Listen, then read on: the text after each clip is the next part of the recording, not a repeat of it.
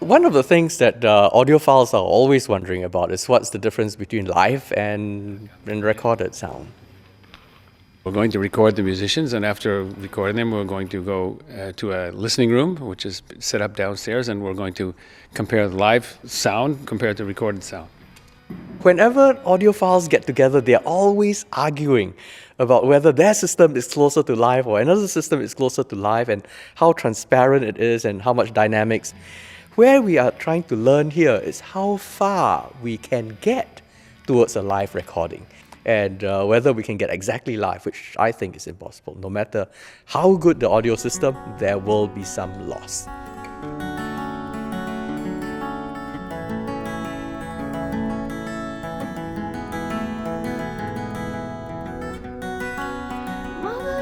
Tonight, but you are there, I believe. Oh,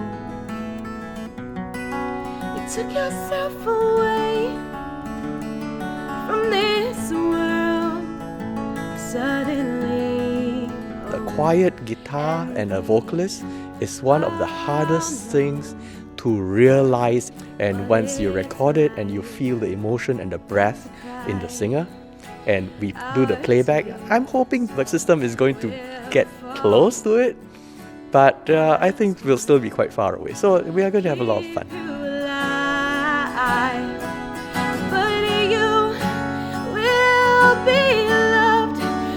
I approach this from an artistic standpoint, to record in a live space where you actually record the space as well as the instrument. So we're in a church with my recording system, which involves two omnidirectional microphones that were made for me. These are the microphones right here. They're battery powered. They have the amplifiers inside the mic as opposed to having a separate mic amp. He records the ambience of the space as well as the musical performance. And he does that with only two microphones. He only works with two microphones. We've got 2 ears, we use 2 speakers, and hence he says 2 microphones are the best way to do it. How many of us miss you?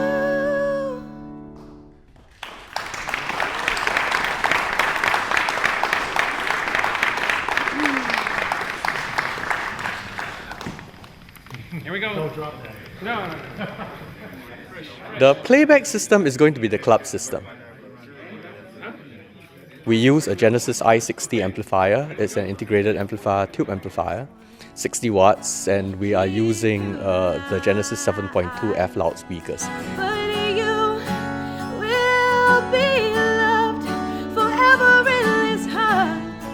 It's broken, but I know it's good enough, and you will never know how many of us miss you. Wish we had the chance to say goodbye.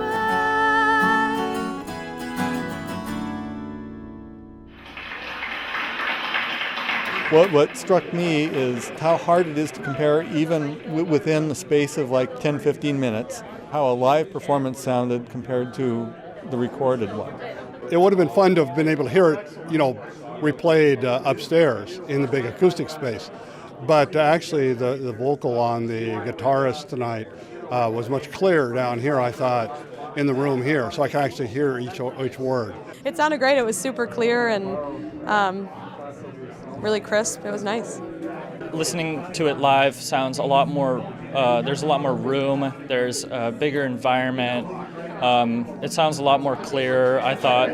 Well, from where I was sitting upstairs, it seemed, maybe it was the acoustics of the room, but it seemed a lot more muted and subtle. And then when we came downstairs, and they played it back on the speakers, I can hear the details much better. Well, I enjoyed the process a lot. I have to say that I wish you'd have had a reel-to-reel tape deck upstairs, because I'm a big analog guy. The recording, the Korg is approaching analog as far as what can be done with it.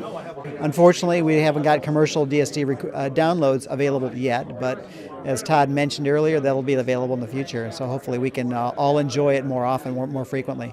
It was a great experience. I hope the club can do more of it in the future, because it's really educational as well as very entertaining.